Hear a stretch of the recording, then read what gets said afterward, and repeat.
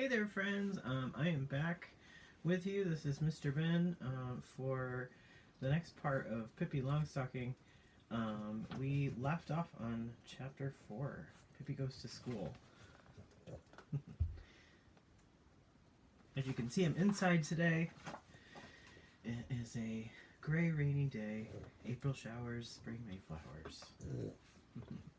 Let's get right into it. Pippi goes to school.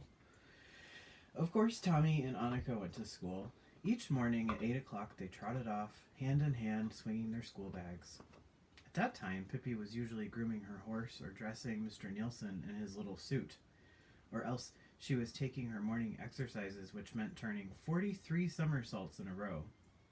And then she would sit down on the kitchen table and, utterly happy, drink a large cup of coffee and eat a piece of bread and cheese.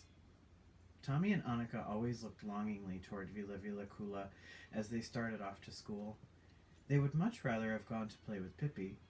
If only Pippi had been going to school too, that would have been something else again. Just think what fun we could have on the way home from school, said Tommy. Yes, and on the way to school too, said Annika. The more they thought about it, worse they felt to think that Pippi did not go to school, and at last they determined to try to persuade her to begin. You can't imagine what a nice teacher we have, said Tommy artfully to Pippi one afternoon when he and Annika had come for a visit at Villa Kula after they'd finished their homework. If you only knew what fun it is in school, Annika added. I'd die if I couldn't go to school.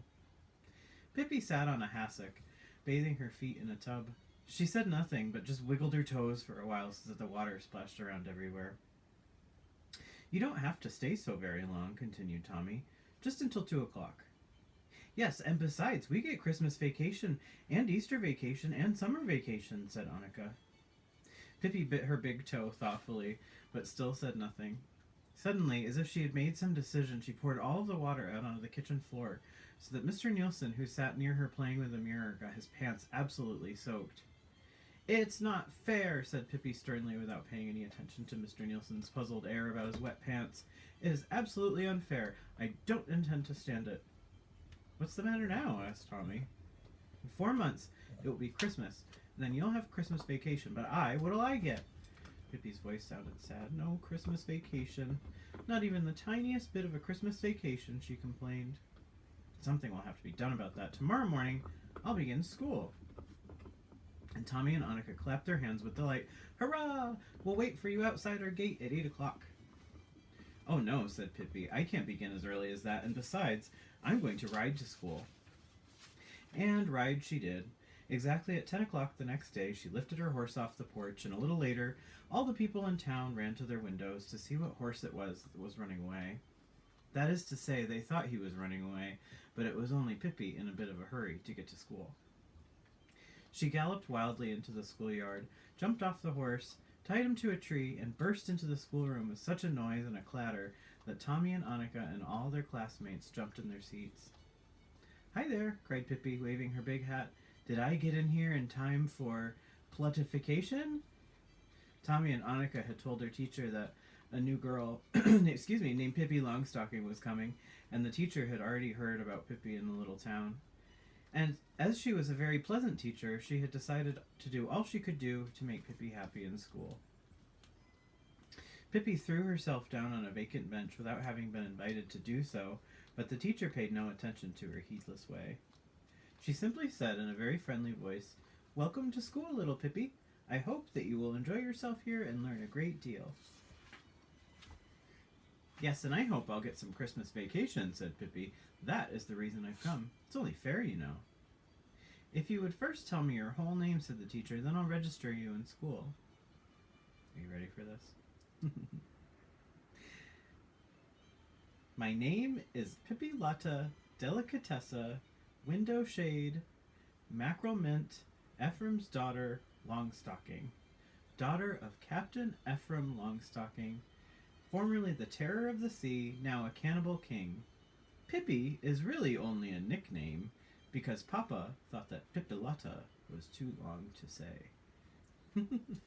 Indeed, said the teacher. Well, then we shall call you Pippi too.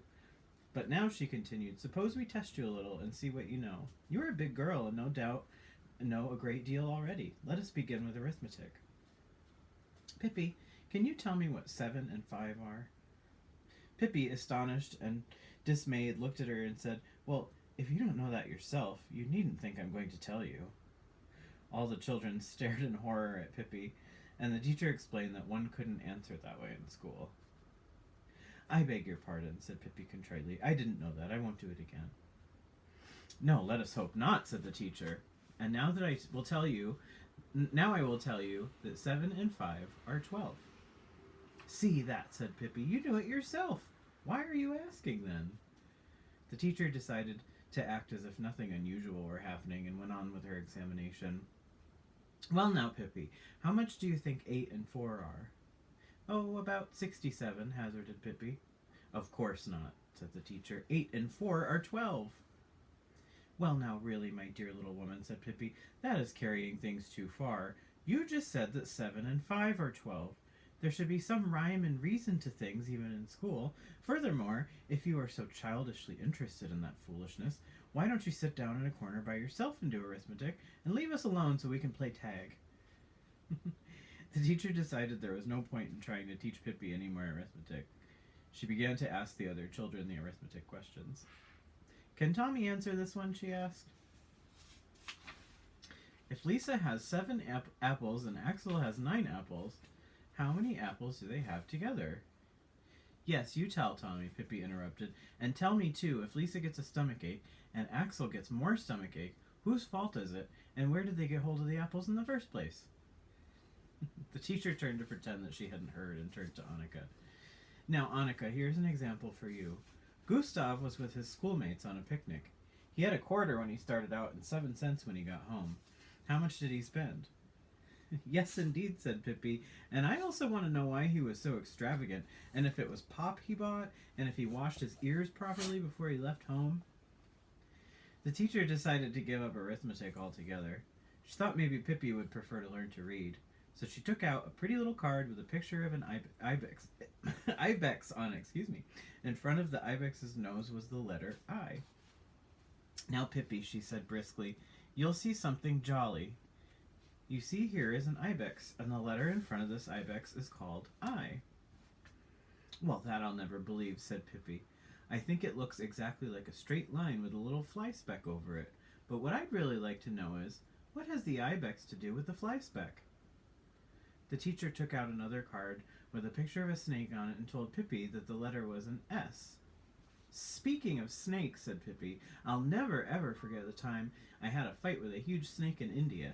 You can't imagine what a dreadful snake it was, 14 yards long, and mad as a hornet, and every day he ate up 5 Indians and then 2 little children for dessert, and one time he came and he wanted me for dessert, and he wound himself around me. But I've been around a bit, I said, and I hit him in the head, bang, and then he hissed, ugh, and then I hit him again, and bingo, he was dead, and indeed so. That is the letter S. Most remarkable.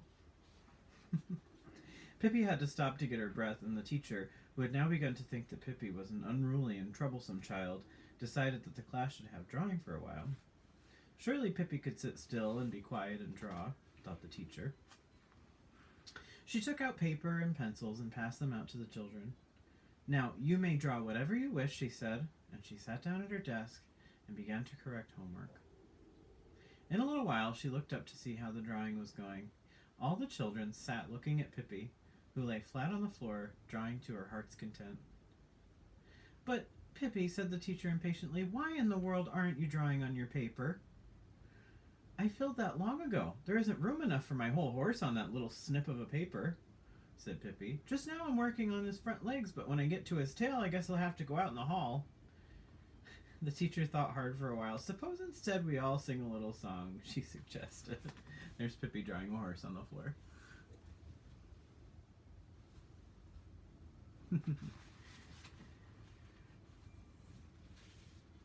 All the children stood up by their seats except Pippi. She stayed where she was on the floor. You go ahead and sing, she said. I'll rest myself a while. Too much learning breaks even the healthiest. But now the teacher's patience came to an end. She told all the children to go out into the yard so she could talk to Pippi alone. When the teacher and Pippi were alone, Pippi got up and walked to the desk. "Do you know what?" she said. "It was awfully jolly to come to school to find out what it was like, but I don't think I care about going to school anymore.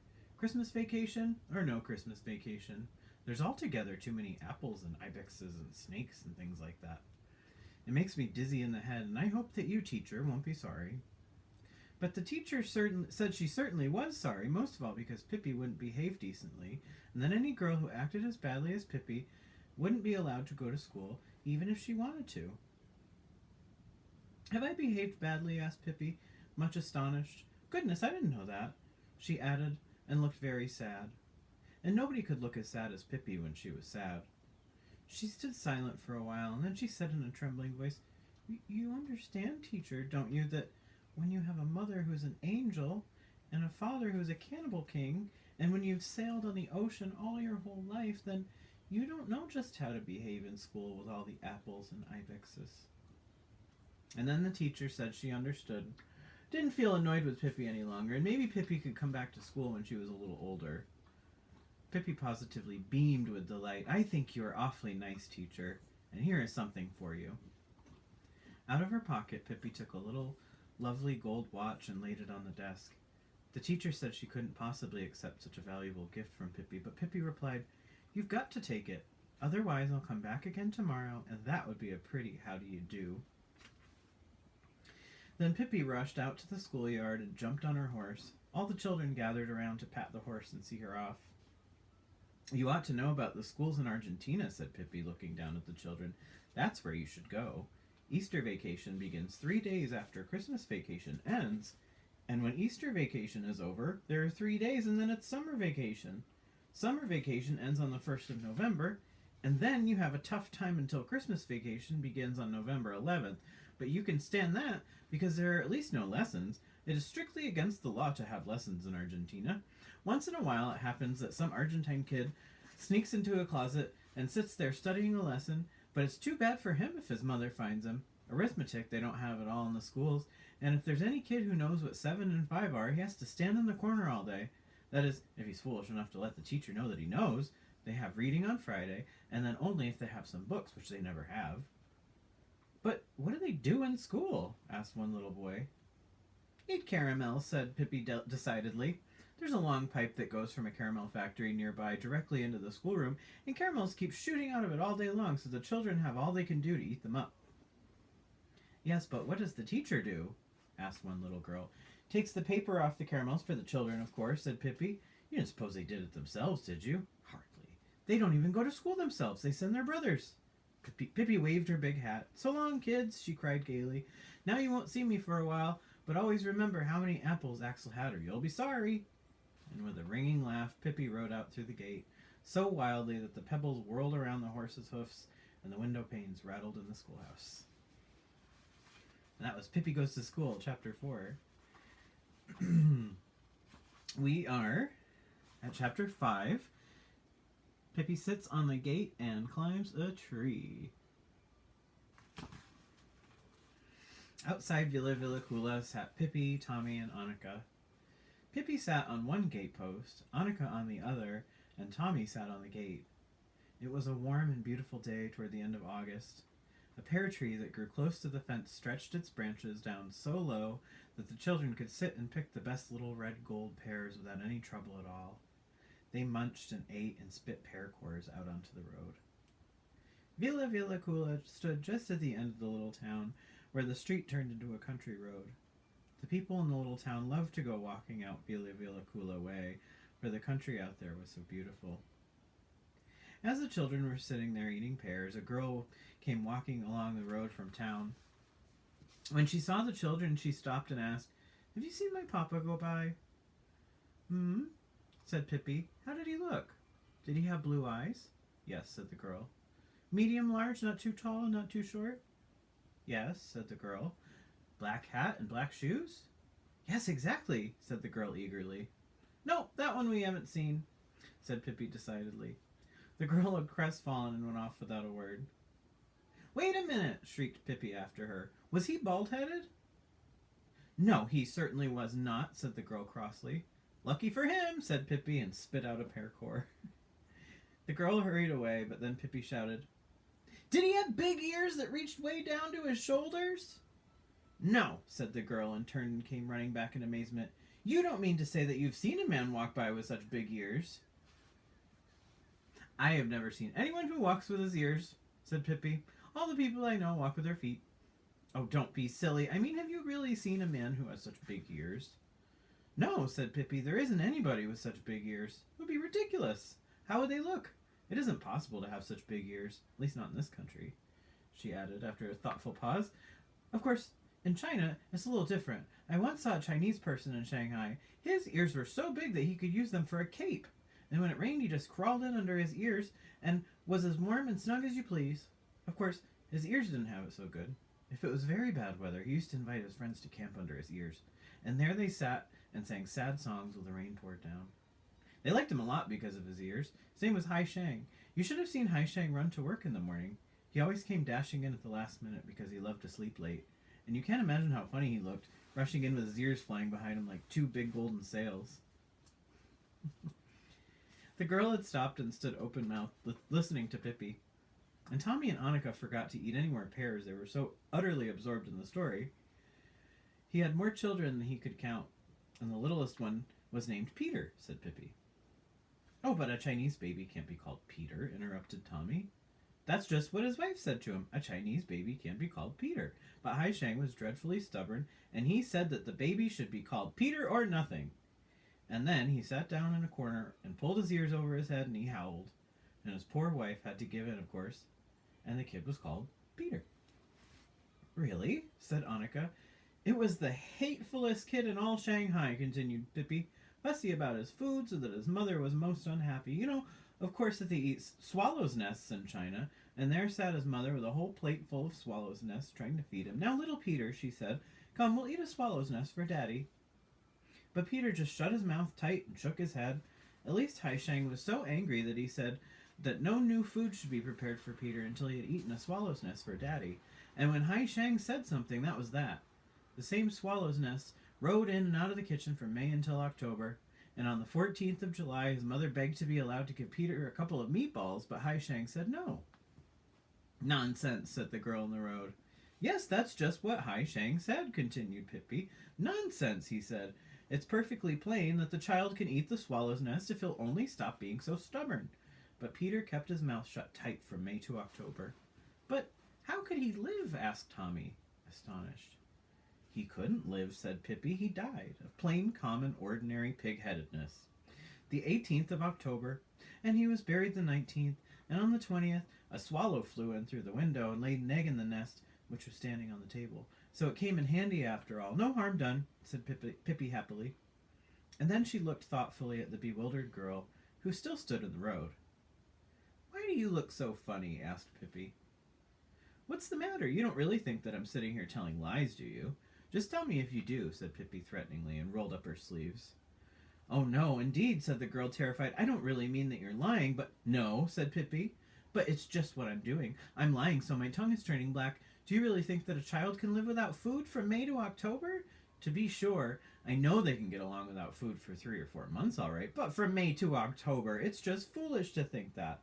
You must know that's a lie. You mustn't let people fool you so easily. And then the girl left without turning around again. People will believe anything, said Pippi to Tommy and Annika, from May to October. That's ridiculous. And then she called after the girl. No, we haven't seen your papa. We haven't seen a single bald-headed person all day, but yesterday 17 of them went by arm in arm.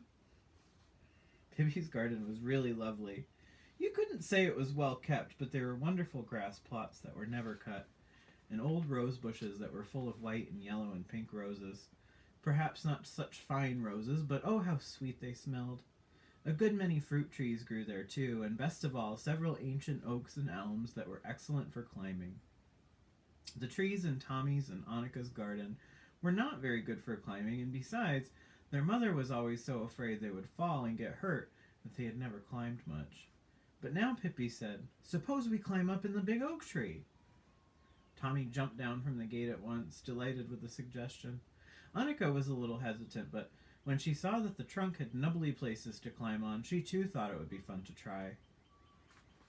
A few feet above the ground, the oak divided into 2 branches, and right Right there was a place just like a little room. Before long, all three children were sitting there, and over their heads the oak spread out its crown like a great green roof. "We could drink coffee here," said Pippi. "I'll skip in and make a little." Tommy and Annika clapped their hands and shouted, "Bravo!" And in a little while, Pippi had the coffee ready. She had made buns the day before. She came and stood under the oak and began to toss up coffee cups. Tommy and Annika caught them. Only sometimes it was the oak that caught them, and so 2 cups were broken. Pippi ran in to get new ones, and next it was the buns' turn, and for a while the air was full of flying buns. At least they didn't break, and at last Pippi climbed up with a coffee pot in one hand. She had cream in a little bottle in her pocket, and sugar in a little box. Tommy and Annika thought coffee had never tasted so good before. They were not allowed to drink it every day, only when they were at a party, and now they were at a party. Annika spilled a little coffee in her lap. First it was warm and wet, and then it was cold and wet, but that didn't matter to her. When they had finished, Pippi threw the cups down on the grass.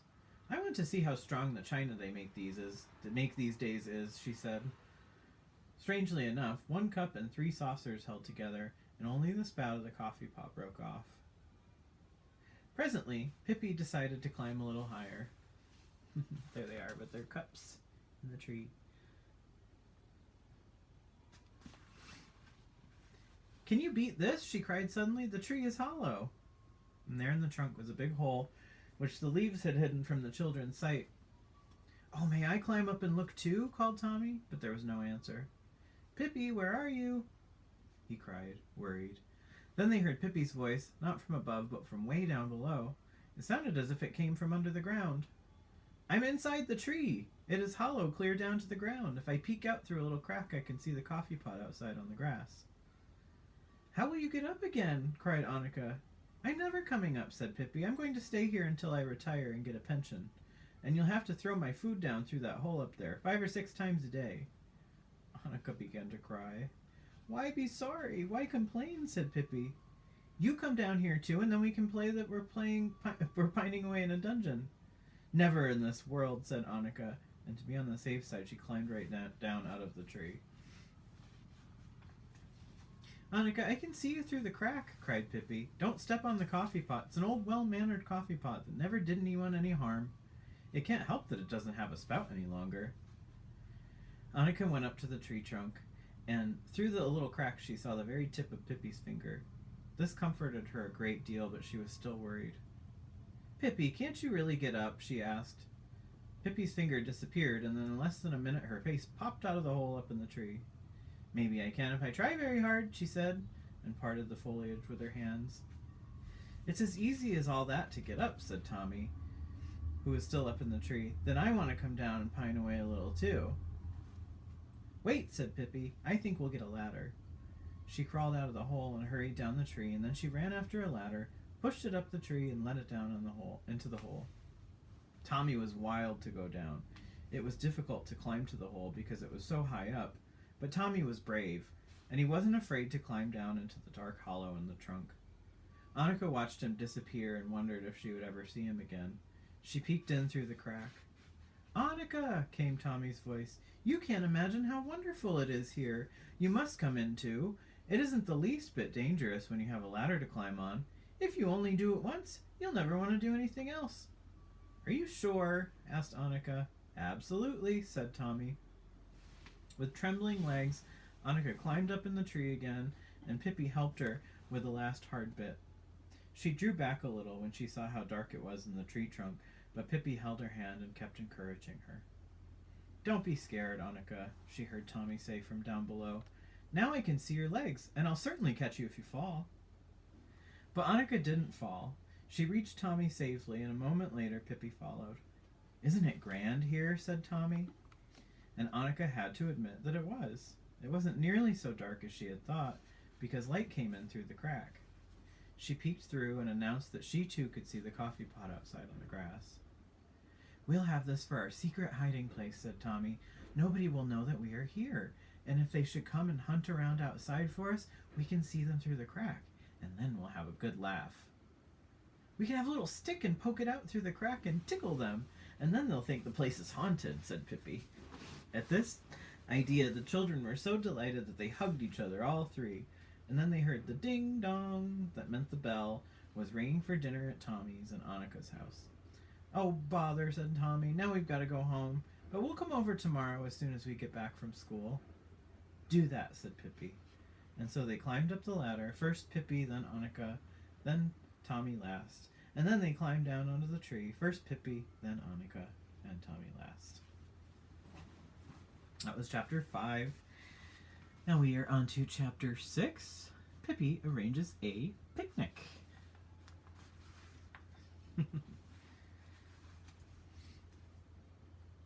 "We don't have any school today because we're having scrubbing vacation," said Tommy to Pippi. "Scrubbing vacation? Well, I like that," said Pippi. "Another injustice. Do I get any scrubbing vacation? Indeed I don't, though goodness knows I need one. Just look at the kitchen floor. But for that matter," she added, now that I come to think of it, I can scrub without any vacation. And that's what I intend to do right now. Scrubbing vacation or no scrubbing vacation. I'd like to see somebody stop me. You two sit on the kitchen table, out of the way." Tommy and Annika obediently climbed up on the kitchen table, and Mr. Nielsen hopped up after them and went to sleep in Annika's lap. Pippi heated a big kettle of water and without more ado poured it out on the kitchen floor. She took off her big shoes and laid them neatly on the bread plate. She tied 2 scrubbing brushes on her bare feet and skated over the floor, plowing through the water so that it splashed all around her. "I certainly should have been a skating princess," she said, and kicked her left foot up so high that the scrubbing brush broke a piece out of the overhead light. "Grace and charm I have at least," she continued, and skipped nimbly over a chair standing in her way. "Well, now I guess it's clean," she said at last, and took off the brushes. "Aren't you going to dry the floor?" asked Annika. "Oh no, it can dry in the sun," answered Pippi. "I don't think it will catch cold so long as it keeps moving." Tommy and Annika climbed down from the table and stepped across the floor very carefully so they wouldn't get wet. Here she is with her brushes.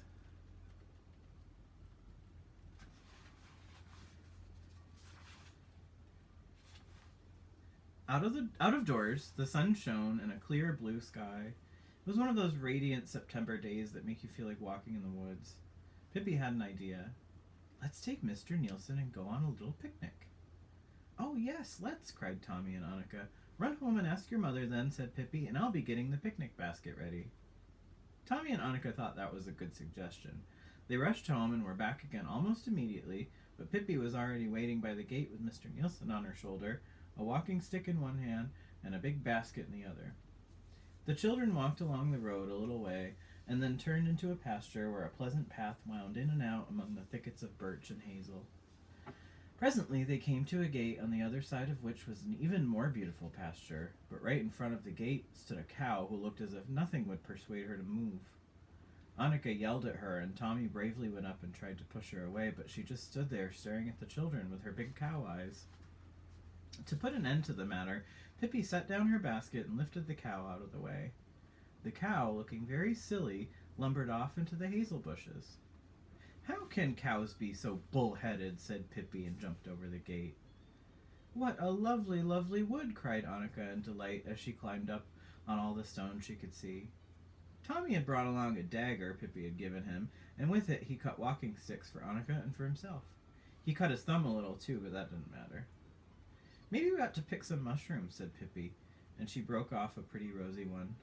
"I wonder if it's possible to eat it," she continued. "At any rate, it isn't possible to drink it. That much I know, so there's no choice except to eat it. Maybe it's possible." She took a big bite and swallowed it. "It was possible," she announced, delighted. "Yes, sirree, we'll certainly do the rest of this sometime," she said, and threw it high over the treetops. Public service announcement. You probably shouldn't pick mushrooms in the woods and just eat them. Some of them are very poisonous, even around here. Just thought I'd throw that in. "What have you got in your basket?" asked Annika. Is it something good?" "I wouldn't tell you for $1,000, said Pippi. "First, we must find a good picnic spot." The children eagerly began to look for such a place. Annika found a large flat stone that she thought was satisfactory, but it was covered with red ants. "I don't want to sit with them," said Pippi, "because I'm not acquainted with them." "And besides, they bite," said Tommy. "Do they?" said Pippi. "Bite back, then." Then Tommy found a little clearing among the hazel bushes, and he thought that would be a good place.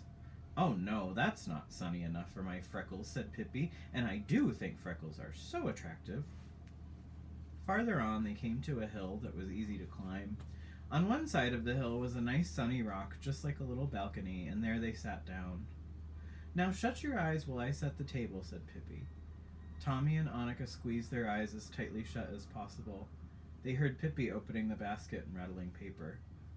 1, 2, 19. "Now you may look," said Pippi at last. They looked and they squealed with delight when they saw all the good things Pippi had spread out on the bare rock.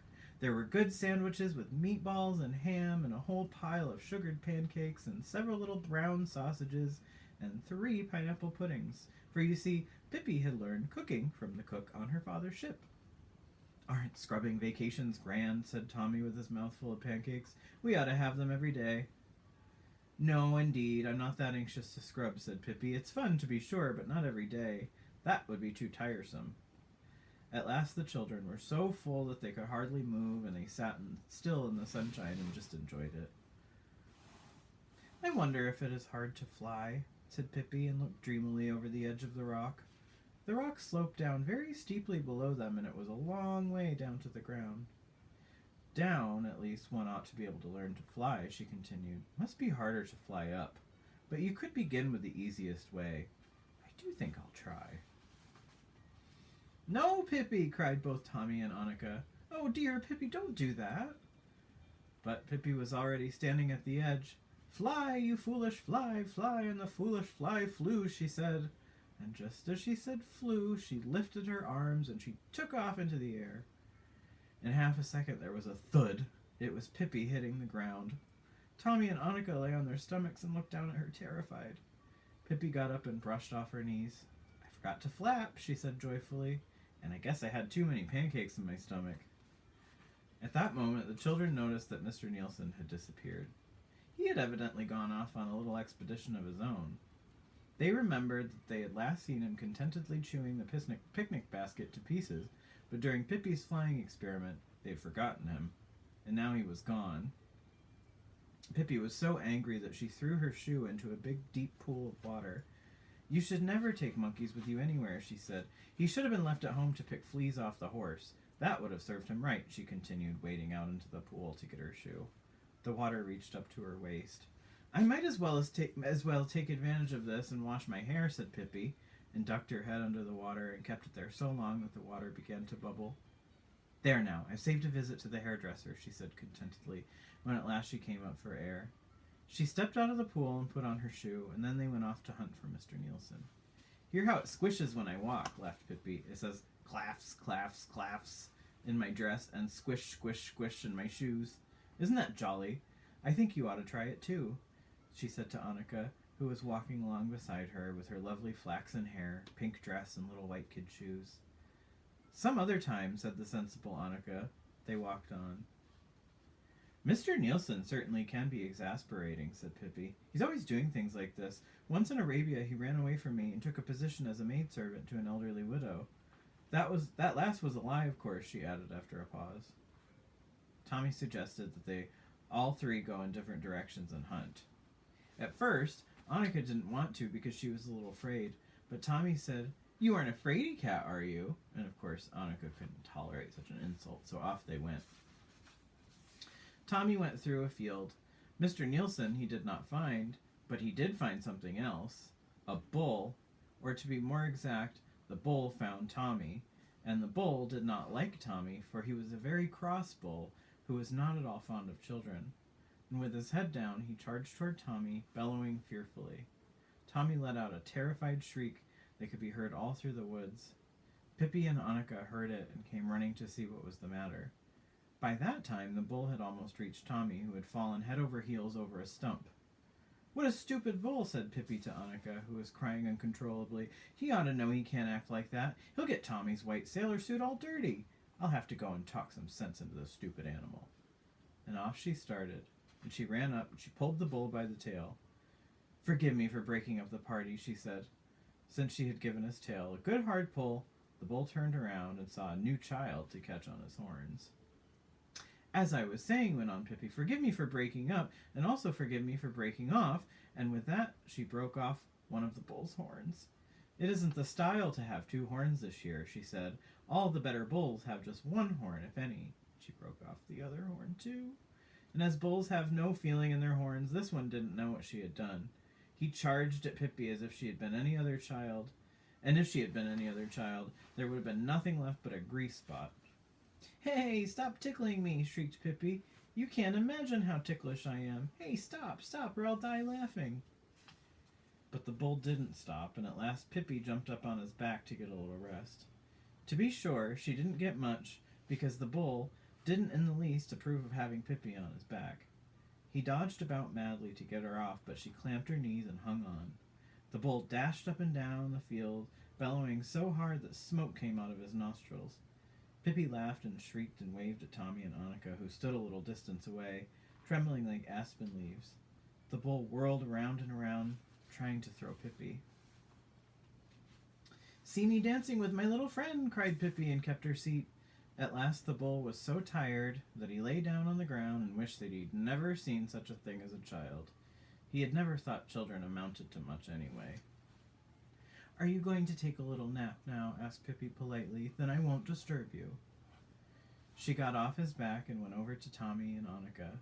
Tommy had cried a little. He had a cut on one arm, but Annika had bandaged it with her handkerchief so that it no longer hurt. Oh, Pippi, cried Annika excitedly. Shh, shh, whispered Pippi. Don't wake the bull. He's sleeping. If we wake him, he'll be fussy. But the next minute, without paying any attention to the bull and his nap, she was shrieking at the top of her voice, Mr. Nielsen, where are you? We've got to go home. And believe it or not, there sat Mr. Nielsen up in a pine tree, sucking his tail and looking very lonely. It wasn't much fun for a little monkey to be left all alone in the woods. He skipped down from the pine and up on Pippi's shoulder, waving his little straw hat as he always did when he was very happy. Well, so you aren't going to be a maidservant this time, said Pippi, stroking his back. Oh, that was a lie, that's true, she continued. But still, if it's true, how can it be a lie, she argued. You wait and see.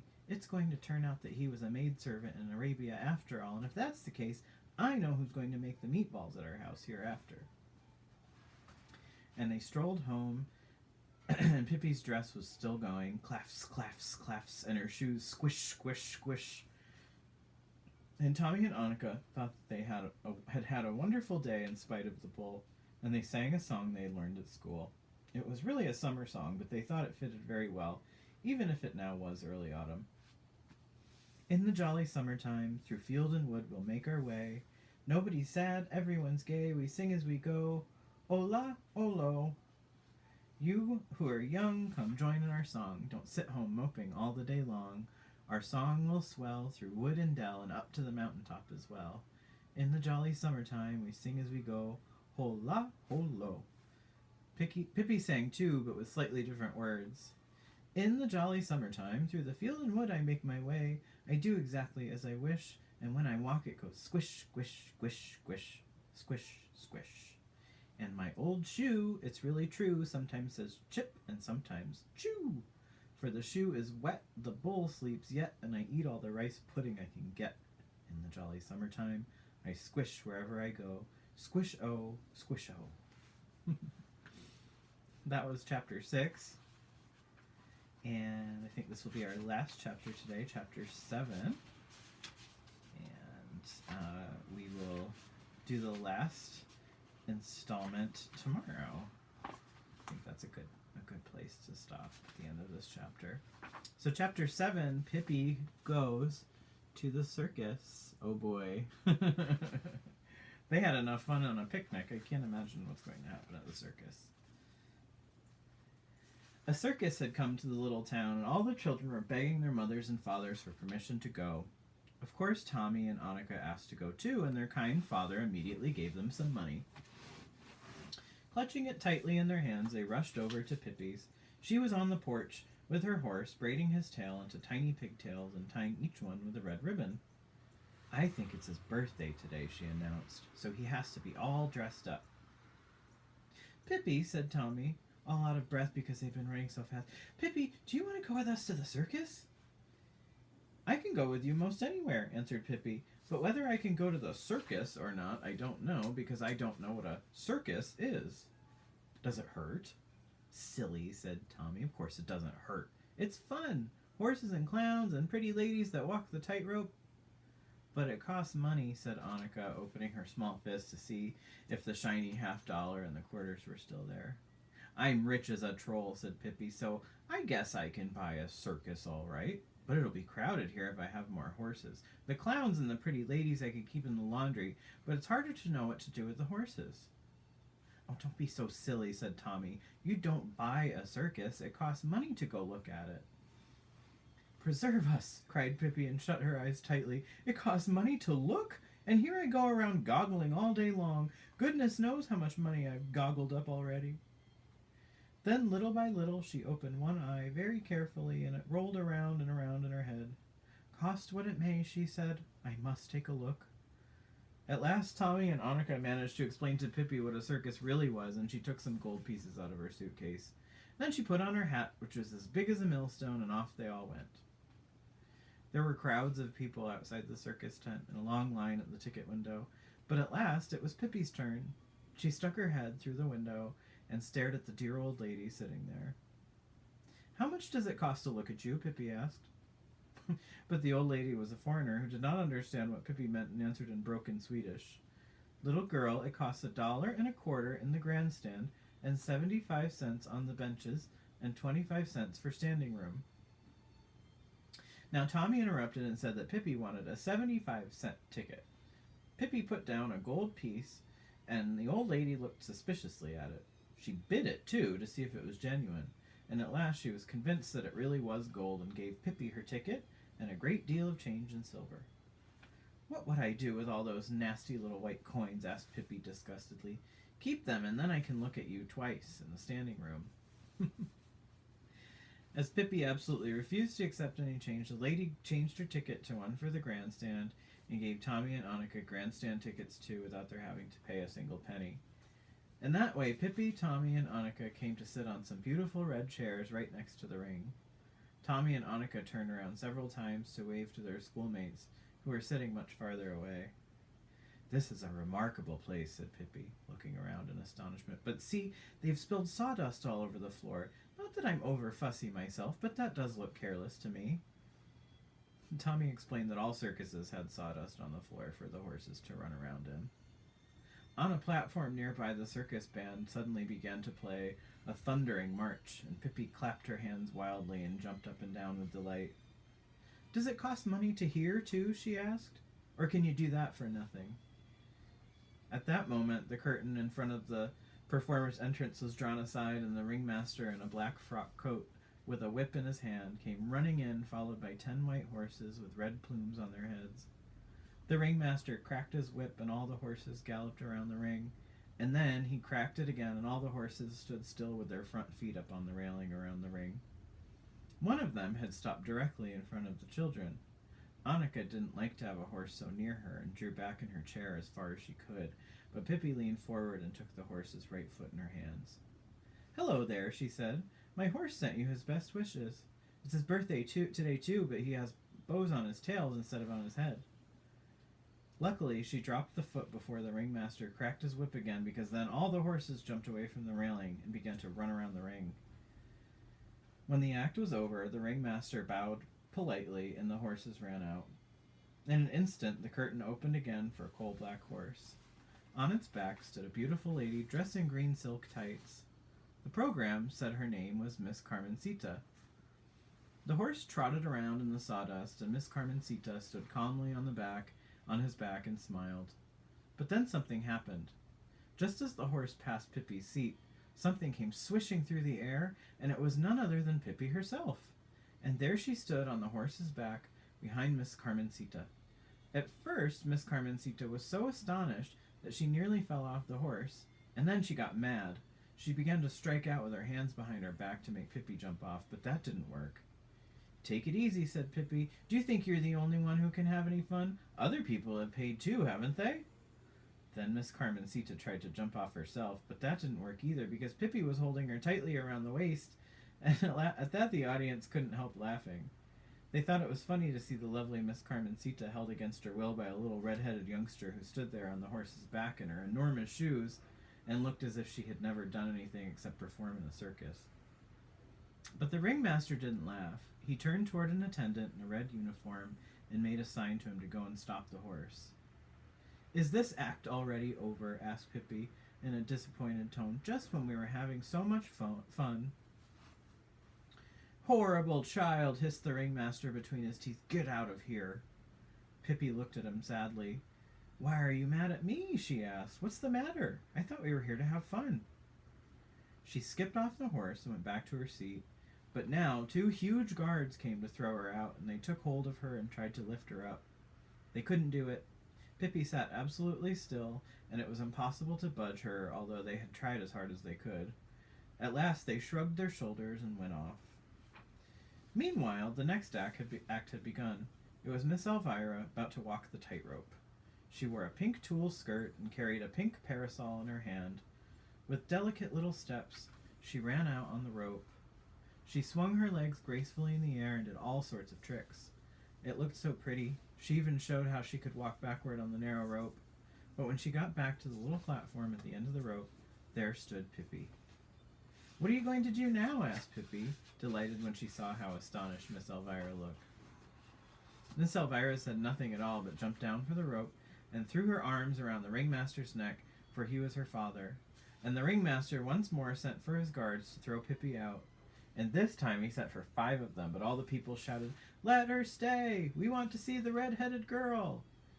And they stamped their feet and they clapped their hands. And Pippi ran out onto the rope, and Miss Elvira's tricks were nothing as compared with Pippi's.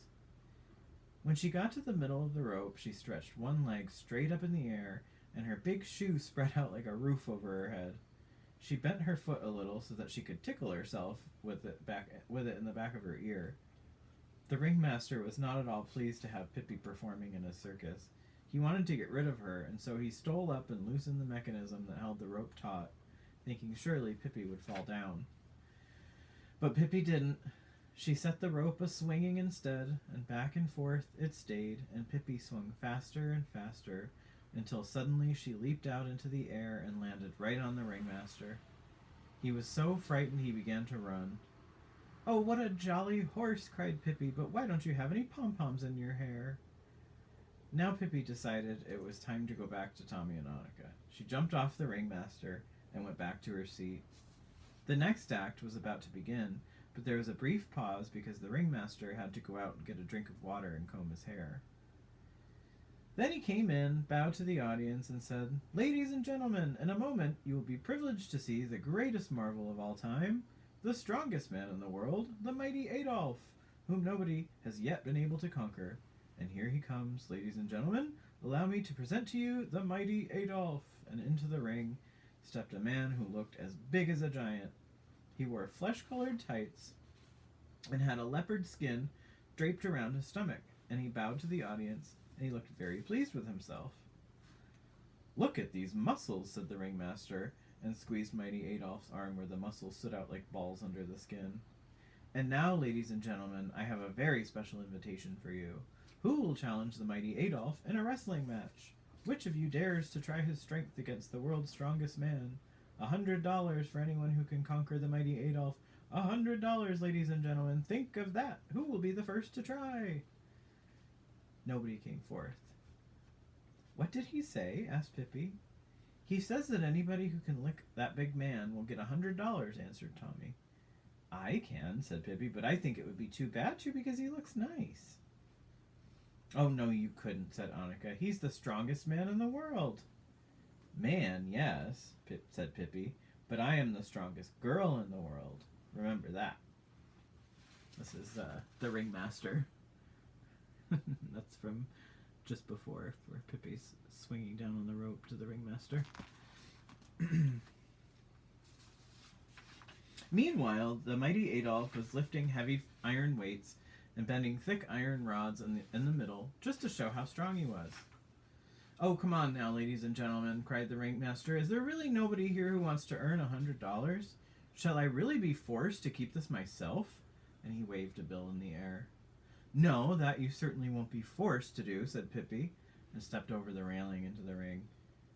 The ringmaster was absolutely wild when he saw her. "Get out of here! I don't want to see any more of you," he hissed.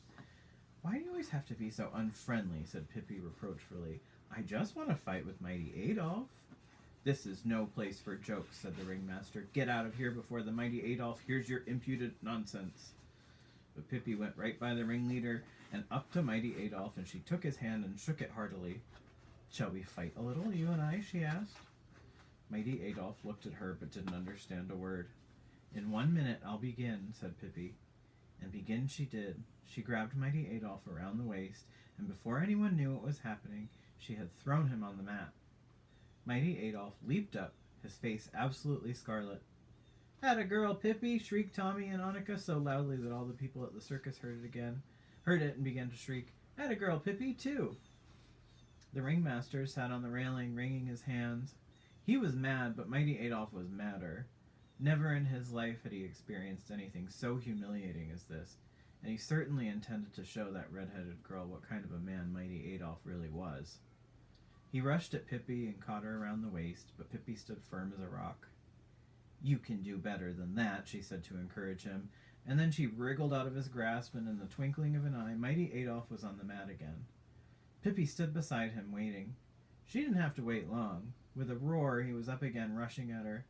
"Tiddly-pom and piddly-day," said Pippi. All the people in the tent stamped their feet and threw their hats in the air and shouted, "Hurrah, Pippi!" When mighty Adolf came rushing at her for the third time, Pippi lifted him high in the air and with her arms straight above her, carried him clear around the ring, and then she laid him down on the mat again and held him there. "Now, little fellow," said she, "I don't think we'll bother about this any more. We'll never have any more fun than we've had already." "Pippi is the winner! Pippi is the winner!" cried all the people. Mighty Adolf stole out as fast as he could, and the ringmaster had to go up and hand Pippi the $100, although he looked as if he'd much prefer to eat her. "Here you are, young lady. Here you are," he said, $100. "That thing," said Pippi scornfully. "What would I want to do with that old piece of paper? Take it and use it to fry herring on it if you want to." And she went back to her seat. "This is certainly a long circus," she said to Tommy and Annika. "I think I'll take a little snooze, but wake me if they need my help with anything else." And then she lay back in her chair and went to sleep at once. And there she lay and snored while the clowns, the sword swallowers, and the snake charmers did their tricks for Tommy and Annika and all the rest of the people at the circus. "Just the same, I think Pippi was best of all," whispered Tommy to Annika. And that concludes Chapter 7. So tomorrow, I will finish Pippi Longstocking by Astrid Lindgren. And we will start with Chapter 8. Pippi entertains 2 burglars. Uh-oh. Thank you for joining me. Thanks for listening. And I look forward to finishing this with you tomorrow. Take care.